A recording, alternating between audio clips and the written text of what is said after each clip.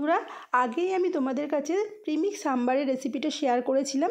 সেটাই কিভাবে খাওয়ার যোগ্য করে তুলতে হবে সেটাই আজ দেখাবো। আমি কিছু সবজি কেটে রেখে দিয়েছি।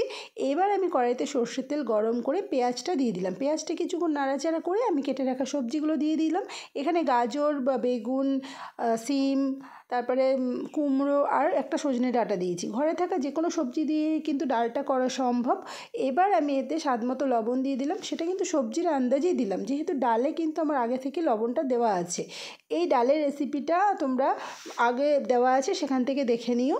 এবার আমি ডালের সাথে সবজিগুলো ভালোভাবে মিশিয়ে নিয়ে পরিমাণ মতো জল দিয়ে কিছুক্ষণ ঢেকে রেখে দেবো, যাতে সবজিটা ভালোভাবে সেদ্ধ হয়ে যায়। আর এই ডালটা ভাত, রুটি, ইডলি, ধোসা যে কোনো জিনিসের সাথেই খুবই ভালো যায়। আর আমি এখানে কিন্তু আর আলাদাভাবে ফোড়ন দিলাম না।